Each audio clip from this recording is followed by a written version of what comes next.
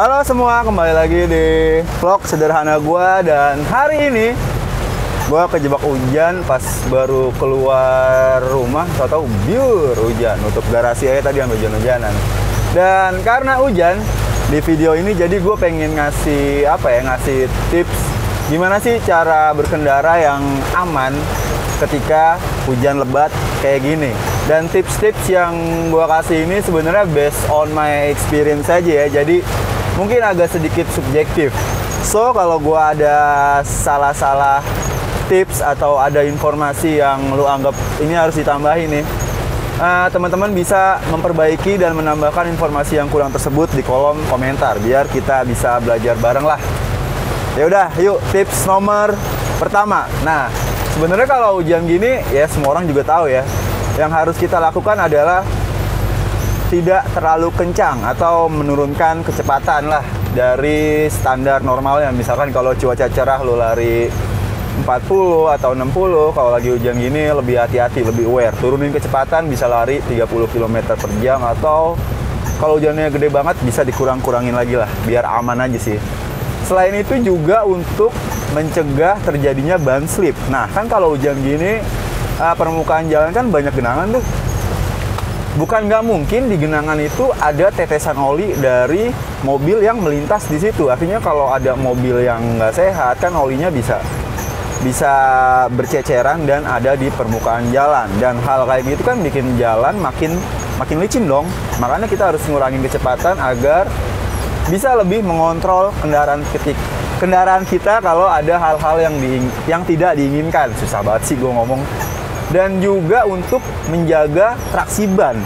Kalau mobil semakin kenceng, ban kan traksinya itu makin sedikit. Nah, kalau hujan itu kan ada genangan ya, traksinya itu bakal lebih artinya nggak proper seperti kayak cuaca normal. Kalau lagi cerah, aspal itu kan traksi ban itu kan normal. Kalau lagi hujan gini banyak genangan, itu traksi ban juga makin nggak proper, makin nggak bagus. Makanya ingat satu tadi, kurangi kecepatan. Nomor dua ini jaga jarak sama kendaraan lu yang di depan. Sebenarnya jaga jarak ini ya untuk tindakan preventif lah. Jadi kalau lu punya jarak yang cukup jauh, lu kan jadi punya spare buat menghindar atau bermanuver menghindar dari hal-hal yang tidak diinginkan di depan. Jadi kan spare-nya lu jadi lebih punya banyak waktu mikir lah. Nah, jaga jarak ini gue pernah baca di National Safety Council itu, jadi ada kayak aturan 3 second, aturan 3 detik. Itu kalau kondisi normal. Kalau kondisi hujan itu mungkin bisa 6 second, 6 detik atau 5 detik, tergantung dari lu ngerasain kendaraan lu aman atau enggak. Nah, apa sih 3 second itu? Jadi 3 second ini jarak antara kita dengan kendaraan di depan kita. Lah, gimana ngitungnya cuy? Ngitungnya sebenarnya simple ya. Jadi misalkan kendaraan di depan itu udah ngelewatin kayak misalkan tiang listrik. Nah, dari posisi kita ke tiang listrik itu lu ngitung berapa detik. Misalkan 1, 2, 3. Nah, itu berarti 3 detik. Itu kalau kondisi normal. Kalau kondisi hujan, lu bisa nambahin durasi gitulah. Misalkan jadi 5 detik atau 6 detik. Gimana lu ngerasain kondisi mobil.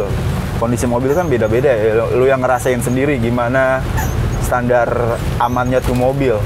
Nah, itu aturan jaga jaraknya juga ya. Nah, sebenarnya aturan 3 second ini based on hitung-hitungan para ahli gitu ya. Jadi detik pertama tuh waktunya tubuh untuk ngerespon kejadian di depan. Artinya tubuh ini nge-react kalau ngelihat mobil di depan misalkan ngerem mendadak, itu tubuh kita bakal bereaksi dengan misalkan nginjek rem secara mendadak atau whatever lah.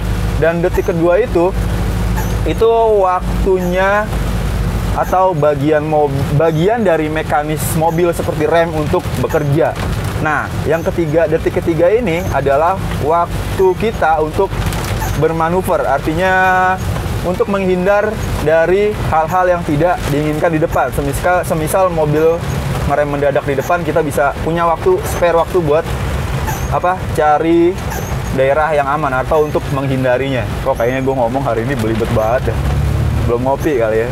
Kemudian yang ketiga itu nyalain lampu lo. Ini bisa lampu utama atau lampu kabut atau lampu senja. Kalau emang mata lu udah nggak sehat, lu mungkin bisa nyalain lampu utama lu. Tapi di sini harap diingat ya, ini kesalahan, bukan kesalahan nih. Gue nggak mau bilang lu salah sih, tapi kalau menurut gue ada hal yang nggak sepenuhnya benar atau kurang tepat. Banyak orang yang kalau hujan gini, terutama kalau di tol ya, mereka nyalain lampu hazard dengan tujuan keberadaan mereka diketahui oleh kendaraan di belakang.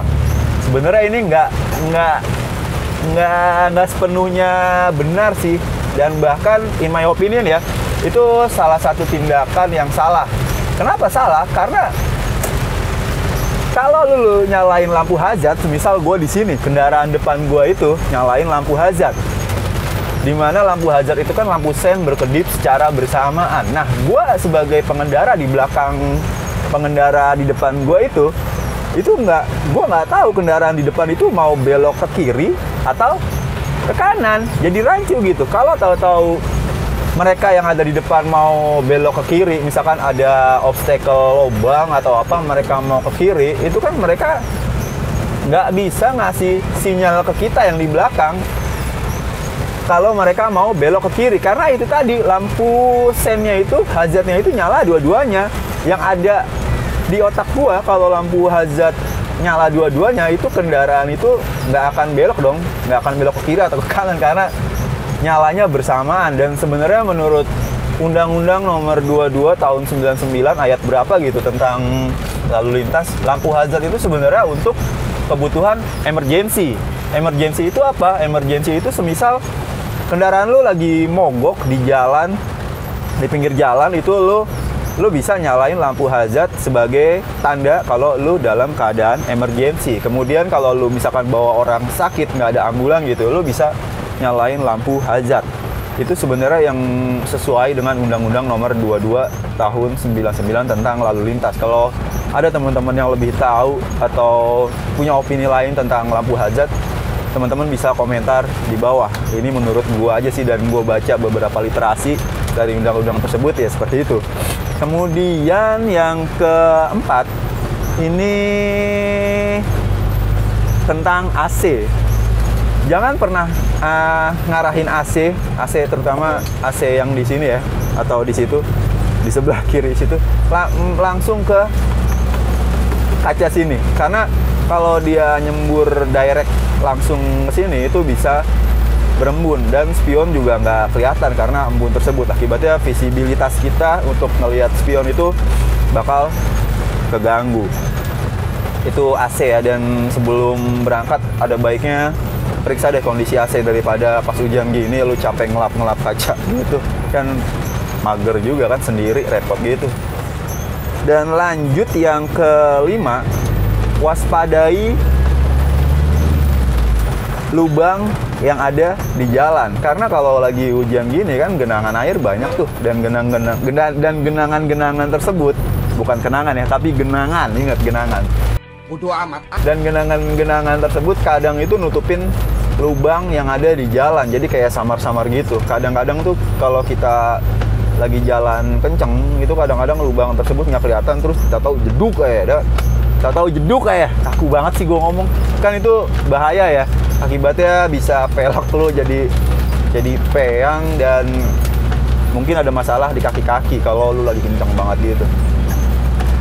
Terus lanjut yang ke-6 itu, kalau mobil lu punya fitur cruise control dan lu biasa make di jalan tol, itu kalau lagi hujan itu usahain jangan deh pakai fitur cruise control. Kenapa nggak boleh menggunakan fitur cruise control? Karena fitur cruise control itu kan apa ya, bikin mobil itu tanpa lu gas itu dia bisa jalan dengan kecepatan konstan. Kalau lu set misalkan 60 km per jam, itu mobil itu bakal konstan lari 60 km per jam. Meskipun ada tanjakan, terus ada obstacle lain, si sistem komputer di mobil tersebut akan tetap menjaga mobil itu ada di kecepatan tersebut. Nah, coba lu bayangin kalau hujan ketika ada genangan air, kemudian mobil lu tetap melaju 60 km per jam, itu bakal mengakibatkan hydroplaning.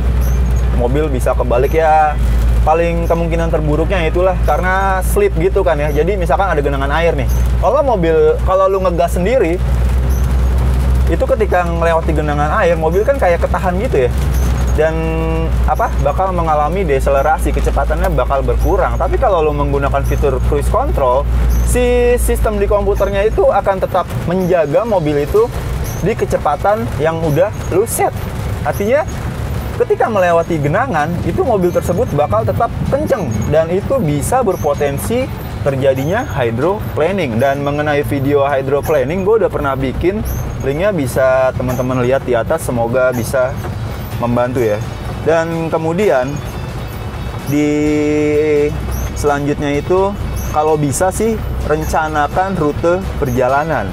Nah, kalau kita lagi di Jakarta, itu sebelum mulai melakukan perjalanan, ada baiknya lu berhenti sebentar nih di pom bensin, terus lu lihat-lihat deh rute yang akan lu lalui itu kondisinya gimana, entah lagi banjir atau ada obstacle lain, semisal ada bencana apa gitu. Itu usahain riset dulu kalau di musim hujan gini, apakah jalur yang lu lalui itu aman atau enggak. Karena kalau lu udah riset, minimal lu punya bayangan lah lu harus ngapain. Lu bisa cari jalur alternatif lain atau yang lainnya lah. Ini bisa juga kalian pantau di Twitter, kan kadang-kadang ada tuh laporan-laporan lalu lintas dan juga kondisi cuaca. Terus kemudian etika ya. Ini sebenarnya gua sebagai pengendara motor itu kadang-kadang tuh kalau lagi neduh itu kadang-kadang gedek tau gak sih, sebel gitu kalau ada mobil, ada genangan itu main antem aja. Kan airnya itu muncat ke kita yang lagi neduh ya. Itu harus dipikirkan lah etika-etika kayak gitu, karena kita di jalan kan nggak sendirian gitu. Ada orang lain juga yang menggunakan jalan ini dan juga harus dihargai. Itu sih paling penting banget tuh, perhatikan etika dan juga sabar. Sebenarnya penting juga nih sabar. Sabar tuh relate sama emosi ya. Jadi kalau lagi hujan gini, jalanan licin, terus ya pokoknya potensi terjadinya hal-hal yang tidak diinginkan kayak kecelakaan itu kan gede banget ya. Karena ya tadi itu jalanan licin, terus visibilitas juga berkurang. Kalau lu kepancing emosi, misalkan pas pulang kerja ya, kondisi orang perutnya lagi lapar semua, capek, itu biasanya kalau bawa kendaraan udah agak-agak ngawur. Dan ya sabar aja lah di jalan, biarin mereka mau marah atau gimana, yang penting kan keselamatan lalu lintas. Kemudian oh ya, gue lupa, kalau lu lagi di jalan tol, usahain itu berada di jalur tengah kalau hujannya gede. Kenapa harus berada di lajur tengah? Ini untuk lu bisa punya space atau ruang untuk bermanuver ketika terjadi hal-hal yang tidak diinginkan, atau suddenly tiba-tiba ada mobil di depan lu yang mendadak. Lu punya space di kanan dan di kiri. Kalau lu berada di lajur kanan, itu kan space lu cuma ke kiri. Kalau di kiri itu ada mau kendaraan lain yang mau nggak mau lu ngebanting ke kiri, mau ngebanting ke kanan, itu kan biasanya ada separator gitu. Itu sih yang menurut gua bisa jadi tips-tips berkendara selama hujan. Kalau teman-teman mau menambahkan informasi-informasi ini, teman-teman bisa menambahkan informasi yang kurang ini di kolom komentar. Juga kalau ada informasi dari gua yang salah, teman-teman bisa memperbaikinya juga di kolom komentar. Oh iya, sebelum bepergian, teman-teman juga harus mengecek kondisi kendaraan teman-teman. Semisal ban, itu ban krusial banget sih. Terus kemudian wiper dan juga AC. Yang tadi itu AC gue bilang itu kan, kalau AC-nya trouble itu ribet banget cuy kalau hujan, ngelap-ngelap kaca gitu. Apalagi kalau bawa mobilnya itu sendirian. Nah, kayaknya itu dulu vlog singkat gua mengenai tips berkendara ketika musim hujan, yang semoga bisa bermanfaat sih. Oke deh, gua mau ketemu teman gua dulu dan Sampai jumpa di video berikutnya. Jangan lupa subscribe, like, dan juga komen kalau teman-teman merasa video ini bermanfaat. Sampai jumpa. Assalamualaikum warahmatullahi wabarakatuh. See you.